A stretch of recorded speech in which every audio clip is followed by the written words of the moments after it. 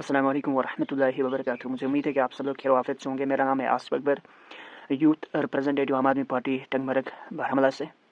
तो आज हम आपसे एक ऐसे विषय पे बात करने वाले हैं। मैं जो टंगमरग के लोग हैं उनसे पूछना चाहूँगा, उनसे सवाल भी करूँगा। मुझे कमेंट सेक्शन में ज़रूर जवाब दीजिएगा। और पहली बात, जब इलेक्शन हुआ था 1.5 साल पहले और नेशनल कॉन्फ्रेंस जो है उसने जीत हासिल की थी। जीत हासिल क्यों की थी? क्योंकि लोगों को राहत मिले, लोगों को सहूलियत मिले हर किसी चीज़ में, चाहे वो बिजली हो, चाहे वो पानी हो, चाहे वो रोड हो, चाहे वो कोई भी चीज़ हो उसमें, चाहे वो एजुकेशन हो उसमें, चाहे वो हॉस्पिटलिटी हो उसमें हमें राहत मिले। मगर पिछले 1.5 साल से हम देखते आ रहे हैं कि कोई काम नहीं हो रहा है, कोई भी ऐसा स्टेप नहीं उठाया जा रहा है जो पिछले 50 साल से हो रहा है वही आज भी हो रहा है। चाहे बिजली की बात हो, अभी एक दिन बर्फ़ पड़ जाती है, 6 दिन पावर कट हो जाता है।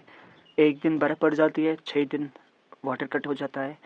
रोड कनेक्शन जो होते हैं उसमें जिन मुलाजिमों को लगाया जाता है वो अच्छे ढंग से काम नहीं करते, या उनको फोर्स नहीं किया जाता है पीछे से कि काम करो, जो लिंक रोड है उनको साफ करो। जैसे ये जो बिल्डोजर्स होते हैं इसके लिए बर्फ़ उठाने के लिए, चाहे वो स्नो मशीन्स होती है बर्फ़ उठाने के लिए, वो अच्छे से काम नहीं करते हैं। उनको जो टारगेट दिया जाता है वो उस टारगेट पे उतरते नहीं हैं। तो उस वजह से, उस टारगेट को पूरा न करने की वजह से लोग जो है वो परेशान होते हैं। और कभी कभी ऐसा भी होता है किसी स्ट्रीट में बर्फ़ नहीं उठाई जाती है मशीन्स की वजह से, जहाँ पे मौका हो बर्फ़ उठाने का वहाँ पे ये लोग नहीं जाते हैं। और अगर वहाँ पे कोई गाड़ी फंसी हो या कोई ऐसी गाड़ी फंसी हो जो सर्विस गाड़ी हो, वो भी फंस जाती है।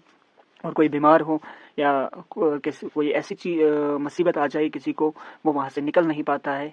तो ये बहुत बड़ी एडमिनिस्ट्रेशन से गलतियाँ होती है। मैं एडमिनिस्ट्रेशन को गलत नहीं ठहराऊँगा यहाँ पे, मगर जो एडमिनिस्ट्रेशन एडवाइजरी जारी करती है उसको आगे लोगों को जो भी लोग होते हैं उसका ध्यान रखना होता है। जिनको वो एडवाइजरी जारी की होती है उनको ध्यान रखना होता है। और जो लोग काम के लिए, चाहे बिजली वाले हो चाहे कोई भी हो, पावर कट एक बड़ा इशू है अभी हमारे जम्मू एंड कश्मीर में। एक हमारा अपना इलेक्ट्रिसिटी है यहाँ पे जो हम खुद जनरेट करते हैं। हमें यहाँ पे सोलर्स की ज़रूरत नहीं है, हमें यहाँ पे इन्वर्टर्स की ज़रूरत नहीं है। मगर हमारी गवर्नमेंट जो है वो ये करवाना चाहती है कि बाहर का जो सोलर है वो हमारे कश्मीर में आए और हमारा जो पावर है वो बाहर जाए। ऐसा नहीं है। अगर हमारा पावर हम ही को मिलेगा, अच्छे से मिलेगा, तो हम फीस देने में कतराएंगे नहीं। फीस देने में इसलिए कतराते हैं कि बिल आती है 2000, बिल आती है 1500, बिल आती है 1200 और पावर कट हो जाता है कंटिन्यूसली। और दिल्ली में, पंजाब में 200 300 यूनिट फ्री है और उनको बिल नहीं देनी पड़ती है। कभी कभार उनको बिल देनी पड़ती है। हम कश्मीर के रहने वाले, जम्मू एंड कश्मीर और लद्दाख के रहने वाले, हमें पावर पे, हमें इलेक्ट्रिसिटी पे दुगना बिल पे करना पड़ता है और वो हम फिर एफर्ट नहीं कर पाते। और यहाँ से दूसरी चीज़ है कि हम फंसे हुए अनएम्प्लॉयमेंट में। और हमारी जो गवर्नमेंट है वो पूरी तरह से, मैं चोर तो नहीं कहूँगा, चोर भी कह सकते हैं, वो काम अच्छे से नहीं करते हैं जो उनको करना है। जितनी उनके पास पावर है, जितनी भी उनके पास कैपेसिटी है, कैपेबिलिटी है to do something for Kashmir, करो। और उमर अब्दुल्ला के वो बयानात जिससे रूहुल्लाह भी कांपते हैं, जिससे रूहुल्लाह भी कंफ्यूज हो जाते हैं ये बोल क्या रहा है। तो अगर आप इस चीज़ को समझेंगे, इस चीज़ को देखेंगे कि हमारे साथ हो क्या रहा है, तो हम, और मैं लोगों को भी यहाँ पे एक बात बताऊंगा, लोग अवेयर नहीं है। लोगों को ये नहीं पता है जो ब्लॉक से पैसे आते हैं सरपंच के पास और वो काम किन को दे रहा है, क्योंकि सरपंच के बिना काम होगा नहीं। और घोटाला कितना है ये, अगर आप मेरी पंचायत ऐप एक आती है, वहाँ पे जाके आप मेरी पंचायत में अपने डिस्ट्रिक्ट, अपने ज़िले को, अपने जो ब्लॉक है उसको और अपना जो तहसील है उसको सर्च करके आप सारी इन्फॉर्मेशन निकाल सकते हैं, किसने कितना घोटाला किया है, किस काम पे कितना पैसा लगा हुआ है। यहाँ पे मैंने एक एनालाइज किया है मेरी पंचायत ऐप से कि वहाँ पे मुझे बहुत सारे घोटाले मिले। एस्टिमेट कॉस्ट दिखा रहा है 165, एक्सपेंडिचर दिखा रहा है 147, यस 147। और जिसके अकाउंट में पैसे आए हैं उसके अकाउंट में कम से कम 2 लाख, तो 2 लाख एटलीस्ट 31,000 के आसपास आए हैं। और उसमें से कुछ पेपर चार्जेस भी वहाँ पे मैंने ज़ेरॉक्स, राइटर्स ब्रदर ऐसे कुछ देखा, वहाँ पे उसके अकाउंट में 2000, एक के अकाउंट में 1000 रुपये, ये सारा पैसा घोटाला है। और बंड को देखते हैं वो ऑनगोइंग दिखा रहा है। तो इन चीज़ों को मद्देनज़र रखते हुए मैं हर नौजवान को कहता हूँ कि उठो, जॉब ज़रूरी है, मैं ये नहीं कहूँगा नौकर बनना ज़रूरी नहीं है गवर्नमेंट का।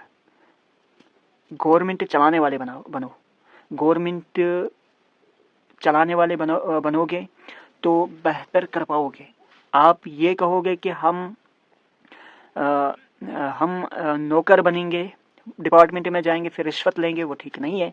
करप्ट बनोगे वहाँ पे, चाहे आप बड़े ऑफिसर छोटे ऑफिसर जो भी होंगे, सारे लोग ऐसे नहीं होते जो रिश्वत लेते हैं, जो करप्ट होते हैं, जो भ्रष्टाचार होते हैं, ऐसा नहीं है। बात ऐसी है, हमें अवेयर होना चाहिए, हर किसी को पॉलिटिकलाइज होना चाहिए। पॉलिटिशियन हर किसी को बनने की तलकीन में देता हूँ अभी, क्योंकि अभी हम जो है पार्ट ऑफ कश्मीर है, तो कश्मीर में जितने भी नौजवान हैं मैं उनको इनवाइट करता हूँ। मैं नंबर नीचे देता हूँ और मैं ग्रुप का लिंक भी देता हूँ। उस ग्रुप में आओ, उस ग्रुप में स्कैन करके मेरे व्हाट्सअप चैनल पे आ जाओगे, मेरे व्हाट्सअप ग्रुप पे आ जाओगे। वहाँ पे जहाँ से भी आप हो मुझे डीएम करो, मैं आपको बताऊँगा करना क्या है, हम आगे कैसे बढ़ेंगे, हम पुलिस से काम कैसे करवाएंगे, हम एडमिनिस्ट्रेशन से काम कैसे करवाएंगे, हम ज़िला अधिकारी से काम कैसे करवाएंगे।